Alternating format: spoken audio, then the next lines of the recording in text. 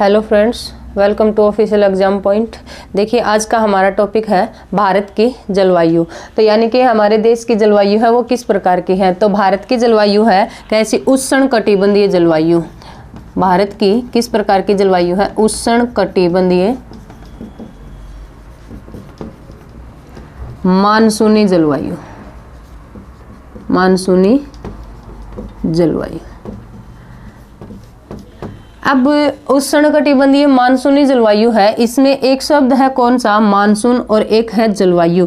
जलवायु किसे कहते हैं और मानसून या मौसम किसे कहते हैं। यानी कि मौसम शब्द है, मौसम शब्द किस भाषा से लिया गया है और मौसम किसे कहते हैं और जलवायु किसे कहते हैं। तो मौसम शब्द है, मौसम शब्द अरबी भाषा का, और अरबी भाषा के किस शब्द से बना है, ये मौसिम शब्द से बना है। ठीक है, अरबी भाषा के मौसिम शब्द से कौन सा शब्द बना, मौसम शब्द बना। और मौसम किसे कहते हैं, यानी कि वायुमंडल के अंदर थोड़े समय की जो अवस्था होती है, ठीक है, वायुमंडलीय दशा की थोड़े समय की अवधि को क्या कहा जाता है, मौसम कहा जाता है। लेकिन जलवायु किसे कहते हैं, जलवायु यानी कि मौसम की किसी भी स्थान पर या किसी भी एरिया के अंदर लंबी अवधि को क्या कहा जाता है, यानी कि जलवायु बोलते हैं। तो जलवायु और मौसम में थोड़ा सा अंतर, यानी कि मौसम वायुमंडलीय दशाओं की क्षणिक अवस्था, ठीक है, थोड़े समय की अवधि क्या कहलाएगी, मौसम कहलाती है। और मौसम की लंबे समय की अवधि क्या कहलाती है, जलवायु कहलाती है। जैसे कि जलवायु में आ जाएगी, जैसे कि 3 या 4 महीने क्या है, सर्दी आ जाएगी। इसके बाद 3 या 4 महीने के बाद क्या आती है, गर्मी आती है। इसके 3 या 4 महीने के बाद कौन सी ऋतु, यानी कि वर्षा ऋतु होती है। तो इस प्रकार यानी कि लंबे समय तक जो चलती है मौसम की जो अवधि चलती है वो क्या कहलाती है, यानी कि जलवायु कहलाती है। मौसम के लंबे समय की अवधि जलवायु, और वायुमंडलीय दशाओं की थोड़े समय की अवधि या क्षणिक अवस्था क्या कहलाती है, यानी कि मौसम कहलाता है। ये ध्यान रखना। अब भारत की जो जलवायु है वो भारत की जलवायु किस प्रकार की है, उष्णकटिबंधीय मानसूनी जलवायु है। भारत में जो वर्षा होती है वो वर्षा किस प्रकार से होती है, सबसे ज्यादा जो वर्षा होती है भारत में कहाँ पर होती है, और सबसे कम वर्षा होती है वो कहाँ पर होती है। और सबसे कम वर्षा होती है ना, वो कम वर्षा होने का क्या कारण है भारत के अंदर, तो इन सब के बारे में बातें करेंगे भी।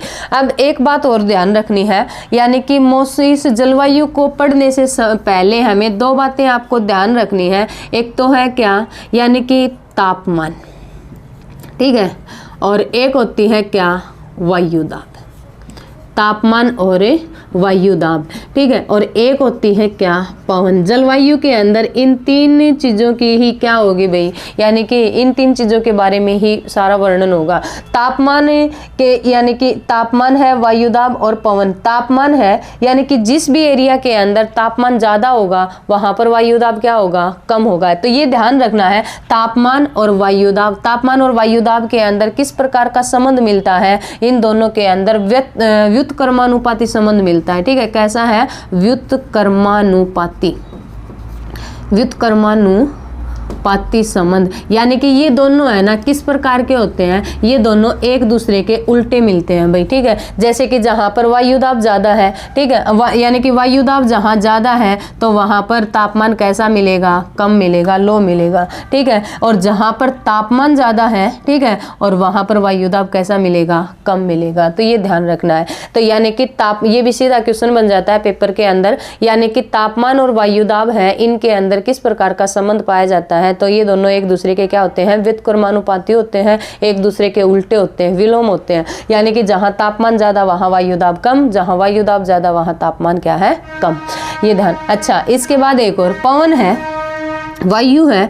पवनों के, यानी कि पवन हमेशा किस प्रकार से चलती हैं, तो पवनों के बारे में ध्यान रखना है। पवन हमेशा उच्च वायुदाब से किस दिशा में, उच्च वायुदाब से निम्न वायुदाब की तरफ चलती हैं।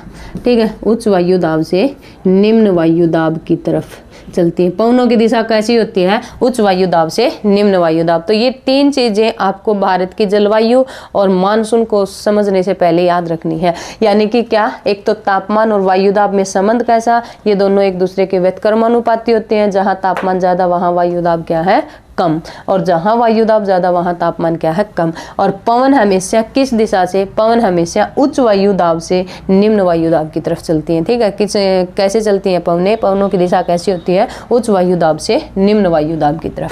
अब भारत के अंदर जो मानसून आता है ना, और भारत का जो मानसून है उसको कितने भागों में बांटा गया है। तो भारत का जो मानसून है ना, मानसून को 3 भागों में बांट रखा है। वैसे तो 3 भाग कौन कौन से आते हैं इसके, एक तो यानी कि सर्दियों के अंदर जो वर्षा होती है वो वाला, दूसरा कौन सा यानी कि गर्मियों में जो वर्षा होती है वो, और तीसरा कौन सा इन दोनों के बीच में जो वर्षा होती है, जिसको यानी कि मानसून जब आता है उससे पहले जो मानसून आता है जिसको प्री मानसून बोला जाता है। तो इस प्रकार से क्या कर रखा है, मानसून को 3 भागों में बांट रखा है। कौन कौन सा, ग्रीष्मकालीन मानसून, शीतकालीन मानसून, और तीसरा कौन सा आता है, प्री मानसून। ठीक है, कौन सा है, प्री मानसून। तो ये ध्यान रखने हैं। अब जो दक्षिण पश्चिम मानसून है, मानसून को कितने भागों में बांटा, 3 भागों में। एक तो कौन सा, दक्षिण पश्चिम मानसून, दक्षिण पश्चिम मानसून। दूसरा आता है कौन सा, शीतकालीन मानसून, शीतकालीन मानसून। और तीसरा है कौन सा, प्री मानसून, प्री मानसून। यानी कि मानसून को क्या कर दिया, 3 भागों में बांटा। एक तो कौन सा, दक्षिण पश्चिम मानसून, यानी कि एक तो जो कौन सी जो गर्मियों के अंदर जो वर्षा होती है वो वाला, दूसरा कौन सा जो सर्दियों में वर्षा होती है जिसको क्या कहते हैं, शीतकालीन मानसून, और तीसरा कौन सा, प्री मानसून। जो मानसून आता है ना, उस मानसून से पहले जो वर्षा होती है, ठीक है, उसको किस नाम से जानते हैं, प्री मानसून के नाम से जानते हैं। तो दक्षिण पश्चिम मानसून है, ये भारत में किस प्रकार से प्रवेश करता है, कहाँ से भारत में प्रवेश करता है, और इससे किस भाग में सबसे ज्यादा वर्षा होती है, और कौन सा भाग है इससे निम्न वर्षा का क्षेत्र रह जाता है। तो ये देखना है। अब जो दक्षिण पश्चिम मानसून है, दक्षिण पश्चिम मानसून भारत में किस प्रकार से प्रवेश करता है, जैसे कि ये वाली है रेखा, ठीक है, और ये रेखा है कौन सी, 0 डिग्री। और 0 डिग्री को किस नाम से जानते हैं भाई, ये पृथ्वी को यानी कि जो ग्लोब है उसको क्या करती है, 2 भागों में बांटती है, और इसको किस नाम से जानते हैं, इसे भूमध्य रेखा कहते हैं। ठीक है, क्या कहते हैं इसे, भूमध्य रेखा। और इससे ऊपर यानी कि अब दक्षिण पश्चिम मानसून है वो भारत के अंदर किस प्रकार से प्रवेश करता है। देखिए मैंने आपको एक बात बताई थी, यानी कि अब गर्मियों के अंदर है ना, गर्मियों में सबसे यानी कि क्या होता है कि इस जो उत्तरी गोलार्ध है, उत्तरी गोलार्ध के अंदर क्या हो गया, उत्तरी गोलार्ध के अंदर यानी कि तापमान ज़्यादा हो गया। ठीक है, कब, गर्मियों में। गर्मी ज़्यादा होगी तो वहाँ पर क्या होगा, तापमान होगा हमेशा ज़्यादा। ठीक है, तापमान क्या हो गया यहाँ पर ज़्यादा, और यहाँ तापमान ज़्यादा है तो यहाँ पर वायुदाब कैसा मिलेगा, यहाँ वायुदाब है कम, यानी कि किस प्रकार का मिलेगा, यहाँ पर वायुदाब यानी कि लो मिलेगा। अब यहाँ तापमान ज्यादा है तो इस गोलार्ध के अंदर क्या है, इस गोलार्ध के अंदर यानी कि तापमान कैसा है भाई, लो है, और तापमान यहाँ लो है तो यहाँ वायुदाब कैसा मिलेगा, यानी कि वायुदाब ज्यादा मिलेगा। यानी कि हमें अच्छे से पता है कि ग्लोब है, ग्लोब के ऊपर यानी कि दोनों गोलार्धों में एक दूसरे के विपरीत क्या है, एक दूसरे के विपरीत संबंध पाए जाते हैं। जैसे कि उत्तरी गोलार्ध में सर्दी है तो दक्षिणी गोलार्ध में क्या, गर्मी। उत्तरी गोलार्ध में यानी कि दिन है तो इस गोलार्ध में क्या है, रात है। ठीक है ना, तो इस कारण से यानी कि गर्मी की ऋतु में, ग्रीष्म ऋतु के अंदर उत्तरी गोलार्ध में तापमान क्या है, ज्यादा, और तापमान ज्यादा है तो वायुदाब क्या है, यहाँ कम। और इसी कारण से इस गोलार्ध में इसके विपरीत मिलेगा, तापमान यहाँ क्या मिलेगा, कम, और यहाँ तापमान कम है तो यहाँ वायुदाब क्या मिलेगा, ज्यादा। अभी मैंने आपको बताया था कि पवनें जो चलती है ना, पवन किस प्रकार से चलती है, तो पवन चलती है उच्च वायुदाब से, और उच्च वायुदाब से किस वायुदाब की तरफ, निम्न वायुदाब की तरफ। तो गर्मी की ऋतु में, ग्रीष्म काल के अंदर पवनें उत्तरी यानी कि दक्षिणी गोलार्ध से किस दिशा में चलना शुरू हो जाती हैं, उत्तरी गोलार्ध में चलना शुरू हो जाती हैं। तो यानी कि ग्रीष्म ऋतु के अंदर पवनों ने उत्तरी गोलार्ध से यानी कि दक्षिणी गोलार्ध से इस प्रकार से पवनों ने क्या कर दिया, यहाँ से चलना शुरू कर दिया भाई। ठीक है, ये है पृथ्वी, और ये वाला भाग है ये 0 डिग्री भूमध्य रेखा। ठीक है, और यहाँ यानी कि कौन सा है हमारा, इस भाग के अंदर है हमारा भारत है। तो यानी कि अब देखिए ग्रीष्म काल के अंदर पवनें किस दिशा से, दक्षिण से किस दिशा में चलना शुरू करती हैं, पवनें दक्षिण से उत्तर की तरफ चलना शुरू करती हैं। ठीक है, किस दिशा में चलती है, दक्षिण से उत्तर में। और दक्षिण से उत्तर में चलती है ना, तो जैसे ही यहाँ पर है ना एक रेखा, एक अक्षांश रेखा है, और ये वाली अक्षांश रेखा है कौन सी, 5 डिग्री डिग्री। 5 डिग्री कौन सी अक्षांश रेखा है? दक्षिणी अक्षांश रेखा। ठीक है, कौन सी अक्षांश रेखा है ये? दक्षिणी। यानी कि ग्रीष्म ऋतु के अंदर, ठीक है, ग्रीष्म ऋतु के अंदर पवने उच्च वायुदाब से निम्न वायुदाब की तरफ बहना शुरू होती हैं। जब यहाँ पर गर्मी होती है तो पवने दक्षिण से उत्तर की तरफ बहना शुरू होती हैं, चलना शुरू होती हैं। तो उस टाइम पर यानी कि कहाँ 5 डिग्री किसके पास में? दक्षिणी अक्षांश के पास पहुंचते ही पवनों की दिशा में क्या हो जाता है? पवनों की दिशा में परिवर्तन आ जाता है। इस प्रकार से ये जो पवने है ना, जैसे ही यानी कि यहाँ 5 डिग्री के पास में पहुंची, इन पवनों ने अपनी दिशा क्या कर ली? इस प्रकार से परिवर्तित कर ली। ठीक है, किस प्रकार की दिशा हो गई इनकी? ये दिशा हो गई। और ये वाली दिशा कौन सी है भाई? जैसे कि देखो कि जैसे कि मान लो अगर कोई पवन ऊपर की तरफ से उत्तर की तरफ से आ रही है तो उसको क्या बोलते हैं? उत्तरी पवन बोलते हैं। दक्षिण से जा रही है तो इसको क्या बोलते हैं? दक्षिणी पवन बोलते हैं, है ना। और जो पूर्व से आती है उसको क्या कहते हैं? पूर्वी पवन कहते हैं। और पश्चिम से आती है उसको क्या कहते हैं? पश्चिमी पवन कहते हैं। लेकिन इन दोनों के बीच में जैसे कि यहाँ से कोई पवन आ रही है तो इस पवन को क्या कहते हैं? यानी कि उत्तर और पूर्व। कौन सी पवन हो गई? ये उत्तर पूर्वी पवन है। और इसी तरह से इस दिशा से ये पवन जाती है तो इसको क्या कहेंगे? यानी कि कहाँ पर? दक्षिण। और कौन सी? दक्षिण पूर्व हो गई। और यहाँ से कोई पवन जाएगी तो इसको क्या कहेंगे? यानी कि दक्षिण। और दक्षिण कौन सी हो गई? पश्चिम हो गई, ये वाली दिशा। और ये जो पवन आती है इसको क्या कहेंगे? कौन सी? उत्तर। और उत्तर कौन सी? पश्चिम पवन हो गई। तो इस प्रकार से क्या है, इन पवनों की दिशा उसके यानी कि जिस दिशा से पवन चलती है उसी के नाम पर पवनों का नामकरण किया जाता है। तो यानी कि अब जैसे ही कौन सा 0 डिग्री से कहाँ पर 5 डिग्री के पास में पहुंचते ही पवनों की दिशा में क्या आ जाता है? परिवर्तन आ जाता है। पवनें अपनी दिशा परिवर्तित कर लेती हैं। और किस कारण से ये अपनी दिशा परिवर्तित करती हैं भाई? यहाँ पर है ना एक नियम लगता है, एक बल लगता है। और वो बल कौन सा लगता है? यहाँ पर है, यहाँ बल लगता है कोरियोलिस बल। ये भी कई बार पेपर में पूछा जाता है। कोरियोलिस बल है किससे संबंधित है? तो कोरियोलिस बल संबंधित है किससे? पवनों से संबंधित। यानी कि कोरियोलिस बल किससे संबंधित आता है? पवनों से संबंधित आता है। तो यानी कि जैसे ही पवने, ठीक है, दक्षिण दिशा से उत्तर दिशा में बहना शुरू करती हैं, ठीक है, दक्षिण से उत्तर दिशा में बहना शुरू करती हैं तो 5 डिग्री के पास में पहुंचते ही किस बल के कारण से? कोरियोलिस बल के कारण से अपनी दिशा परिवर्तित कर लेती हैं। तो पवनों की दिशा हो जाती है कैसी? पवनों की दिशा दक्षिण पूर्व हो जाती है। ठीक है, कैसी दिशा हो जाती है? पवनों की दक्षिण पूर्व दिशा हो जाती है। और जैसे ही ये पवनें किसको पार करती हैं? जैसे ही ये पवनें इस भूमध्य रेखा को पार करती हैं, जैसे ही ये पवनें इसको पार करती हैं तो किसके नियम के अनुसार? ये कोरियोलिस बल वाला जो नियम बताया था ना, ये नियम किस व्यक्ति ने बताया था? ये नियम बताया था फेरल ने। ठीक है, फेरल ने बताया था। इस कारण से इसको क्या कहते हैं? इसको फेरल का नियम भी कहते हैं भाई। ठीक है, किसका नियम कहते हैं? फेरल का नियम। तो यानी कि जैसे ही पवनों की दिशा दक्षिण पूर्व हुई, जैसे ही किसको? भूमध्य रेखा को पार करती हैं, ठीक है, तो उस टाइम पर क्या है? किस बल के कारण से? कोरियोलिस बल के कारण से और फेरल के नियम के अनुसार इनकी दिशा परिवर्तित हो जाती है। ये अपने समकोण पर घूम जाती है। किस प्रकार से घूमती हैं? जैसे कि अब तो इनकी दिशा ये थी, ठीक है, अब इनकी दिशा ये वाली थी और ये अपने समकोण पर इस प्रकार से घूम जाती है। ठीक है, तो ये कैसे घूम जाती है? इनकी दिशा ये वाली हो जाती है इस तरह से। ठीक है, तो कौन सी दिशा हो जाती है इनकी? अब ये वाली दिशा है, ये वाली दिशा कौन सी है भाई? ये वाली दिशा ये वाली है ना, तो ये वाली दिशा कौन सी है? दक्षिण। और कौन सी? पश्चिम। तो इन पवनों की दिशा है कैसी हो जाती है? दक्षिण पश्चिम हो जाती है। ठीक है, कौन सी हो जाती है? इन पवनों की दिशा दक्षिण पश्चिम हो जाती है। तो देखिए दोबारा से, यानी कि जब ग्रीष्म ऋतु के अंदर पवने कौन सा? उत्तरी गोलार्ध के अंदर निम्न वायुदाब का क्षेत्र बनता है, उस टाइम पर पवने दक्षिण से उत्तर की तरफ बहना शुरू करती हैं। और जब जैसे ही कहाँ पर 0 डिग्री यानी कि जैसे ही कहाँ 5 डिग्री के पास में पहुंचते ही पवनों में किसके कारण से? कोरियोलिस बल के कारण से क्या हो जाता है? ये अपनी दिशा परिवर्तित कर लेती हैं। इन पवनों की दिशा क्या हो जाती है? दक्षिण पूर्व हो जाती है। लेकिन जैसे ही ये किसको 0 डिग्री या भूमध्य रेखा को पार करती हैं, उस टाइम पर ये कहाँ पर घूम जाती हैं? ये पवनें 90 डिग्री पर घूम जाती हैं। ठीक है, कैसे घूम जाती हैं? 90 डिग्री पर घूम जाती हैं। और इस कारण से इन पवनों की दिशा क्या हो जाती है? इन पवनों की दिशा दक्षिण पश्चिम हो जाती है। ठीक है, कौन सी दिशा हो जाती है इनकी? दक्षिण पश्चिम हो जाती है। और इसी कारण से क्या है, हमारे भारत के अंदर क्या होती है, वर्षा होती है, और इन्हीं पवनों के कारण से भारत में वर्षा होती है। तो इस कारण से इस मानसून का ही नाम क्या रख दिया, दक्षिण पश्चिमी मानसून रखा है। ठीक है, क्या नाम रखा है इसका, दक्षिण पश्चिमी मानसून। तो ये ध्यान रखना।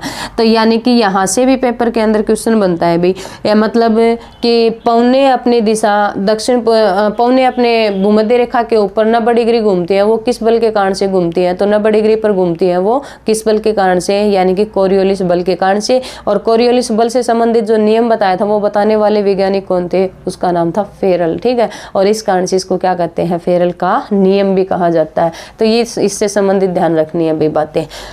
अब इसके बाद देखिए, हाँ एक क्वेश्चन और भी पूछ सकते हैं भी यहाँ से कि भूमध्य रेखा पर पवने संतृप्त नहीं हो पाती। संतृप्त का मतलब क्या है, यानी कि जब चक्रवात वगैरह आता है ना, तो उस चक्रवात के टाइम पर पवने क्या होती है, इस तरह से गोल गोल घूमती हैं, यानी कि बाहर से अंदर की तरफ पवने चलती हैं। लेकिन इस कहाँ पर, दोनों गोलार्धों के अंदर, और कहाँ, यानी कि भूमध्य रेखा के पास में 5 डिग्री तक पवने क्या नहीं हो पाती, पवने संतृप्त नहीं हो पाती हैं। ठीक है, क्या नहीं हो पाती है, पवने संतृप्त नहीं हो पाती हैं। क्या कारण है भाई संतृप्त न होने का, तो यहाँ पर क्या है, संतृप्त न होने का कारण है कौन सा बल, कोरियोलिस बल, किसके अनुसार, फेरल के नियम के अनुसार। क्यों, क्योंकि यहाँ पर क्या है, यानी कि इस नियम के कारण से और कोरियोलिस बल के कारण से क्या है, पवने 90 डिग्री पर घूम जाती हैं, गोल नहीं घूम पाती हैं। और इसी कारण से क्या है कि दोनों गोलार्धों के अंदर कहाँ पर, यानी कि भूमध्य रेखा के आसपास में 5 डिग्री तक क्या नहीं आते, चक्रवात वगैरह नहीं आते हैं। किसके कारण से, कोरियोलिस बल के कारण से। ठीक है, किसके कारण से भाई, कोरियोलिस बल की वजह से। दक्षिण पश्चिम मानसून, दक्षिण पश्चिम मानसून। अब भारत के अंदर जो मानसून आता है वो कौन सी पवनों की वजह से, इन पवनों की वजह से भारत में मानसून आता है। अब भारत में मानसून दक्षिण पश्चिम मानसून आता है ना, तो इस मानसून की 2 शाखाएं हैं। ठीक है, दक्षिण पश्चिम मानसून की 2 शाखाएं कौन कौन सी हैं, एक बार तो मानसून इस एरिया से भारत में प्रवेश करता है, और एक मानसून किससे, इस एरिया से भारत में प्रवेश करता है। यानी कि एक तो भारत के अंदर इस शाखा से वर्षा होती है, और एक भारत के अंदर कौन सी शाखा, इस शाखा से वर्षा होती है। तो दक्षिण पश्चिम मानसून को 2 शाखाओं में बांटा। 2 शाखा कौन कौन सी बना दी, एक तो अरब सागरीय शाखा। ठीक है, कौन सी शाखा है, अरब सागरीय शाखा। और दूसरी जो शाखा है वो कौन सी है, अरब सागरीय शाखा, और दूसरी है बंगाल की खाड़ी की शाखा। बंगाल की खाड़ी, बंगाल की खाड़ी की शाखा। 2 शाखाओं क्या कर दिया, भारत के मानसून को बांट दिया। अब यहाँ से भी पेपर में क्वेश्चन बनता है भी कि भारत में है ना सबसे ज़्यादा जो वर्षा है कौन सी शाखा से होती है, अरब सागरीय शाखा से होती है या बंगाल की खाड़ी की शाखा से होती है। तो भारत में सबसे ज़्यादा वर्षा कहाँ पर, पूरे एरिया की बात करें, क्षेत्र की बात करें, तो सबसे ज़्यादा वर्षा कौन सी शाखा से होती है, अरब सागरीय शाखा से होती है। ठीक है, कितने यानी कि प्रतिशत भारत में वर्षा होती है, इससे 65% भारत के अंदर क्या होती है, वर्षा होती है। कौन सी शाखा, अरब सागरीय शाखा। एरिया की बात करें तो सबसे ज्यादा किस वर्षा, कौन से अरब सागरीय शाखा से। लेकिन कहां पर, जो मेघालय वाला एरिया है ना, यहाँ भारत में एक स्थान पर सबसे ज्यादा वर्षा। ठीक है, तो एक स्थान पर सबसे ज्यादा वर्षा भारत में कौन से शाखा से होती है, तो वो होती है कौन सी, बंगाल की खाड़ी की शाखा से। ठीक है, किससे होती है, बंगाल की खाड़ी की शाखा से। तो ये ध्यान रखना, यहाँ पर दक्षिण पश्चिम मानसून को कितने भागों में बांटा, दो भागों में या 2 शाखाओं में। अरब सागरीय शाखा, दूसरी कौन सी, बंगाल की खाड़ी की शाखा। अरब सागरीय जो शाखा है, इससे भारत में क्या है, सबसे ज्यादा वर्षा होती है। और बंगाल की खाड़ी की से क्या होती है, एक स्थान पर सबसे ज्यादा वर्षा होती है। अब भारत के अंदर ये मानसून प्रवेश करता है। भारत में सबसे पहले मानसून कहाँ पर प्रवेश करता है, तो भारत में है ना सबसे पहले मानसून तो कहाँ पर है, एक तो देखिए इस वाले एरिया में भारत में प्रवेश करता है, ये वाला जो भाग है। और ये वाला भाग है ना किस राज्य के अंतर्गत आता है, ये वाला भाग आता है केरल के अंतर्गत। ठीक है, और केरल में भी यहाँ है ना इस तट को हमने क्या किया था, 3 भागों में बांटा था ना। तो ये वाला जो तट है, ये वाला तट क्या कहलाता है, मालाबार तट कहलाता है। ठीक है, क्या कहलाता है, मालाबार तट। तो भारत में दोनों ही क्वेश्चन बनते हैं यहाँ से कि भारत में सबसे पहले मानसून किस राज्य में प्रवेश करता है, तो बात आएगी किसमें, केरल में। किस तट पर प्रवेश करता है, तो बात आएगी कौन सा, मालाबार तट। ठीक है, कौन सा तट है, मालाबार तट। लेकिन इससे भी पहले भारत में मानसून प्रवेश कर जाता है भाई। ठीक है, और इससे पहले भारत में मानसून कहाँ पर प्रवेश करता है, इससे पहले भारत में मानसून यहाँ इस वाले एरिया के अंदर प्रवेश करता है। और यहाँ कौन सा हमारा द्वीप है भाई, अंडमान निकोबार द्वीप। ठीक है, कौन सा है, अंडमान निकोबार द्वीप। तो यहाँ पर प्रवेश करता है अंडमान निकोबार द्वीप समूह। तो दोनों ध्यान रखने हैं आपको, ठीक है ना।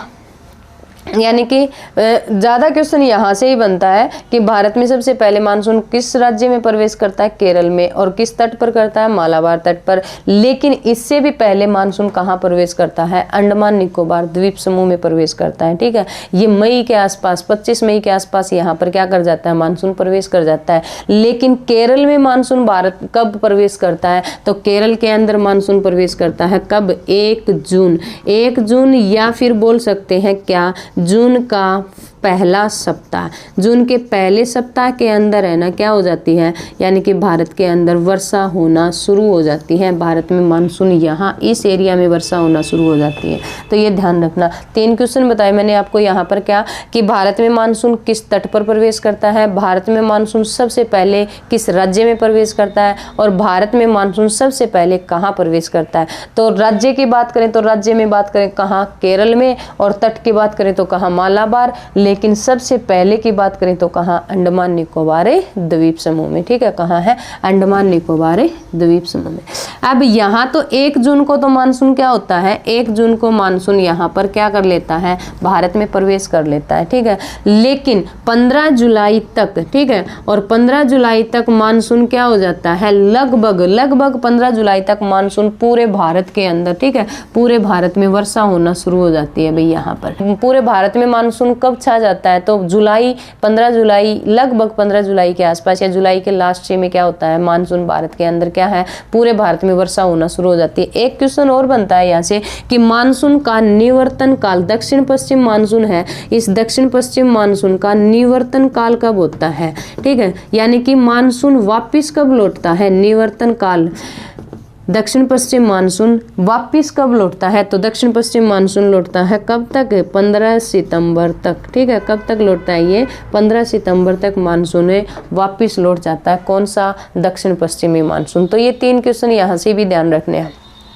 भारत में मानसून ने प्रवेश किया कब, 1 जुलाई या जून का पहला सप्ताह। पूरे भारत के अंदर वर्षा शुरू हो गई कब, 15 जुलाई के आसपास, लगभग 15 जुलाई या जुलाई के लास्ट में। और मानसून का निवर्तन काल कब होता है, मानसून वापस कब जाता है, 15 सितंबर तक। ठीक है, कब चला जाता है, 15 सितंबर को मानसून वापस जाना क्या हो जाता है, दक्षिण पश्चिम मानसून जाना शुरू हो जाता है, लौटना शुरू हो जाता है भाई। तो ये भी ध्यान रखनी है बातें। अच्छा, अब इसके बाद एक और बात आती है, यानी कि जो दक्षिण पश्चिम मानसून है, ठीक है, इस दक्षिण पश्चिम मानसून से क्या है, एक तो ऐसा स्थान है जहां पर सबसे ज्यादा वर्षा होती है, लेकिन इसके अलावा दक्षिण पश्चिम मानसून से क्या है, यानी कि भारत के अंदर क्या है, 3 छाया क्षेत्र बनते हैं। जैसे कि दक्षिण पश्चिम मानसून से सबसे ज्यादा वर्षा तो कहाँ हुई, यहाँ पर, कहाँ, मेघालय के अंदर। और मेघालय में कौन सा स्थान है, मेघालय में सबसे ज्यादा वर्षा होती है कहाँ पर, मेघालय राज्य के अंदर माउसिनराम में। ठीक है, कहाँ होती है,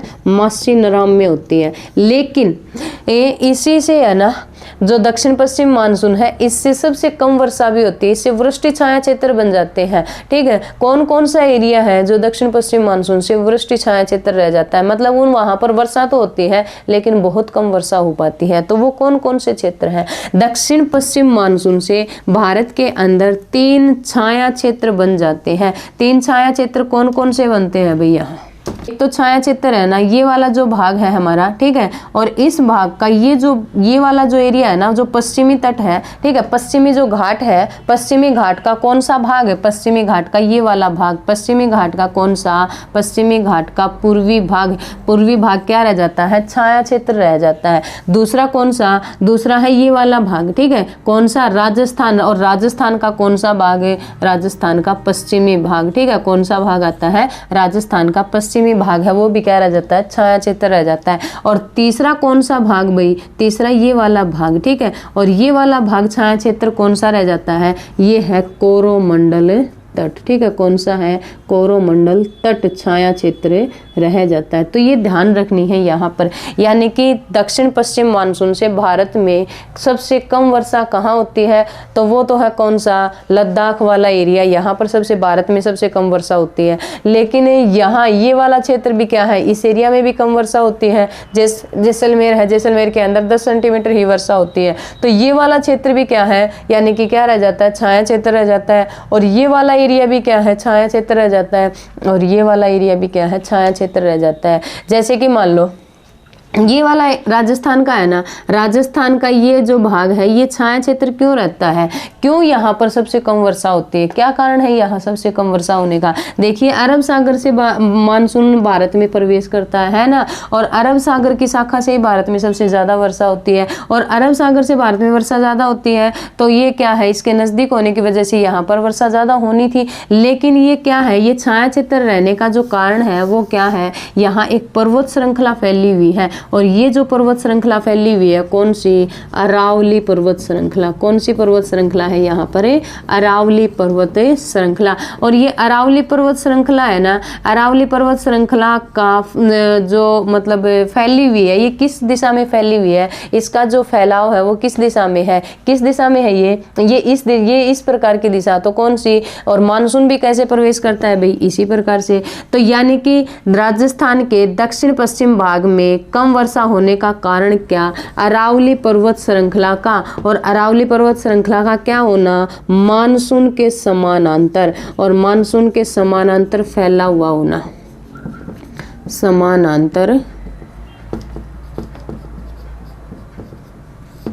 फैला हुआ होना, ठीक है। राजस्थान में कम वर्षा होने का कारण क्या है, अरावली पर्वत श्रेणी का मानसून के समानांतर फैला हुआ होना। यानी कि मानसून भी देखिए यहाँ से प्रवेश किया और ये पर्वत श्रृंखला है, और मानसून क्या है इससे, यानी कि इसके पास से क्या हो जाता है, आगे निकल जाता है। इस कारण से राजस्थान के इस पूर्वी भाग में तो वर्षा ज़्यादा होती है और पश्चिमी भाग क्या रह जाता है, शुष्क रह जाता है, कम वर्षा हो पाती है। और राजस्थान में यहाँ पर सबसे कम वर्षा कहाँ पर होती है, राजस्थान में यहाँ सबसे कम वर्षा होती है जैसलमेर के अंदर। और जैसलमेर में कितने सेंटीमीटर वर्षा होती है, सिर्फ यहाँ पर कितना, 10 सेंटीमीटर ही वर्षा हो पाती है, किससे, दक्षिण पश्चिमी मानसून से। तो ये ध्यान रखना, कहाँ पर, राजस्थान का वृष्टि छाया क्षेत्र रहने का कारण क्या है, अरावली पर्वत श्रृंखला का क्या होना, मानसून के समानांतर फैला हुआ होना। दूसरा है कौन सा, पश्चिमी जो घाट है, पश्चिमी घाट का कौन सा भाग, पूर्वी भाग। पश्चिमी घाट के पूर्वी भाग पर कम वर्षा होने का क्या कारण है,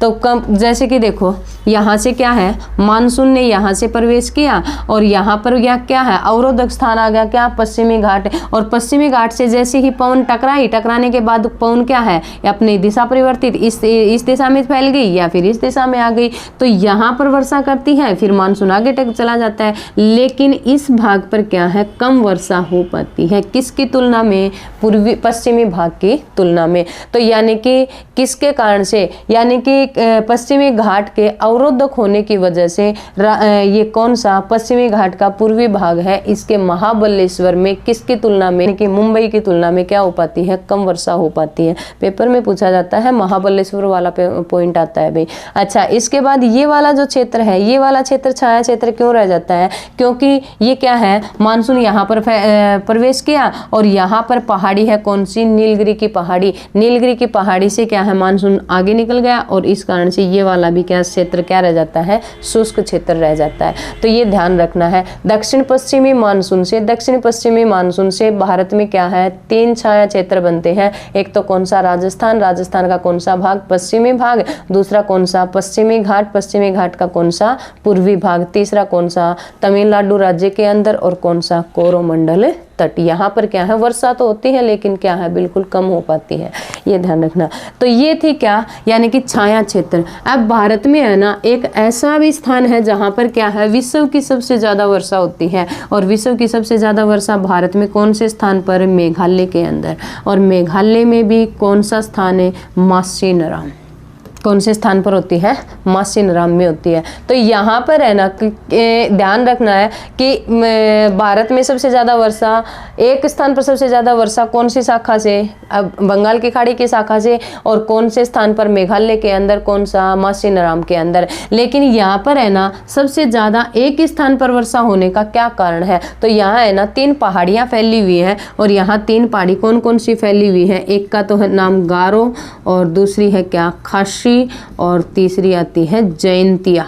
ये 3 पहाड़ियाँ क्या है यहाँ पर फैली हुई हैं, और इन तीनों पहाड़ियों के फैलने से क्या है, ये फैली हुई तो है लेकिन ये किस प्रकार से फैली हुई है, ये यानी कि इनकी जो आकृति है ना, वो आकृति किस प्रकार की है, इनकी आकृति है कीपनुमा। ठीक है, कीपनुमा आकृति में फैले होने की वजह से क्या है कि मानसून है ना इसके अंदर तो चला जाता है, यानी कि पवने हैं, जो नमी वाली पवन है वो इनके अंदर चली जाती है, लेकिन उनको बाहर निकलने के लिए जगह नहीं मिलती, और बाहर निकलने के लिए उन्हें ऊंचा उठना पड़ता है, और इस कारण से क्या है, पवने पहाड़ियों से टकरा करके और मजबूर होकर के वहां पर क्या करती हैं, वर्षा करती हैं। जैसे कि ये पहाड़ी है, इनका इस तरह से इस आकार में फैली हुई है, यानी कि कीपनुमा जो आकृति है इसमें फैली हुई है, और इस कारण से क्या है, पवने यहाँ से प्रवेश की लेकिन उनको बाहर निकलने की जगह नहीं मिलती है, और इस कारण से पर्वत से, पहाड़ियों से टकरा करके वहां पर ही क्या कर देती है, वर्षा करती है। तो आपको ध्यान रखना है, यानी कि विश्व की सबसे ज्यादा वर्षा मेघालय के अंदर, मेघालय में कौन सा, मासिनराम, मासिनराम के अंदर सबसे ज्यादा वर्षा किस कारण से, गारो, खासी, जयंतिया की पहाड़ियां, और ये किस आकृति में फैली हुई है, कीपनुमा आकृति में फैली होने की वजह से। कितने सेंटीमीटर यहाँ वर्षा होती है, तो यहाँ वर्षा होती है 1141 सेंटीमीटर। ठीक है, कितने सेंटीमीटर वर्षा होती है, 1141 सेंटीमीटर। लेकिन भारत में सबसे कम वर्षा कहाँ पर होती है, तो भारत में सबसे कम वर्षा एक तो ये वाला भाग बताया था, और एक इस एरिया के अंदर है भाई, और कहाँ पर, लेह में। लेह में कितने सेंटीमीटर वर्षा होती है, यहाँ 9.5 सेंटीमीटर वर्षा होती है। ठीक है, कितनी होती है, 9.5 सेंटीमीटर। और राजस्थान, राजस्थान का कौन सा, जैसलमेर, और जैसलमेर के अंदर कितने सेंटीमीटर वर्षा होती है, राजस्थान के जैसलमेर के अंदर 10 सेंटीमीटर वर्षा होती है। ठीक है, कितने सेंटीमीटर वर्षा होती है, 10 सेंटीमीटर वर्षा होती है। तो ये दक्षिण पश्चिम मानसून से आपको ध्यान रखना है, यानी कि मानसून वापस कब लौट जाता है, मानसून वापस लौटता है कब, 15 सितंबर। 15 सितंबर को मानसून क्या हो जाता है, वापस लौट जाता है। मानसून का निवर्तन काल के कब कहा जाता है, 15 सितंबर को कहा जाता है। तो ये दक्षिण पश्चिम मानसून से संबंधित बातें थी भाई, पेपर के अंदर जो पेपर की दृष्टि से क्या है, वेरी वेरी इंपॉर्टेंट है, जो बार बार पेपर के अंदर पूछी जाती है। कौन कौन सी कि भारत में कौन सी शाखा से प्रवेश करता है, और कौन कौन सी शाखाओं में डिवाइड है, भारत में सबसे ज़्यादा किस शाखा से वर्षा होती है, तो किस शाखा से वर्षा होती है, अरब सागर। ये एक स्थान पर सबसे ज़्यादा वर्षा कहाँ, कौन सी शाखा से होती है, बंगाल की खाड़ी से। क्या कारण है वहाँ पर, गारो, खासी, जयंतियों का किस आकार में, कीपनुमा आकृति में फैला हुआ होना, और कितने सेंटीमीटर वर्षा होती है, 1141। 3 छाया क्षेत्र बनते हैं, कौन सा, एक तो राजस्थान का पश्चिमी भाग, दूसरा कौन सा, पश्चिमी घाट का पूर्वी भाग, और तीसरा कौन सा, कोरोमंडल तट। ठीक है, अगला जो मानसून है वो नेक्स्ट वीडियो के अंदर करेंगे। वीडियो अच्छी लगे लाइक करना, शेयर करना, और चैनल सब्सक्राइब जरूर कर लेना, ताकि हमारी हर वीडियो आपके पास में पहुंचते रहे। Thank you.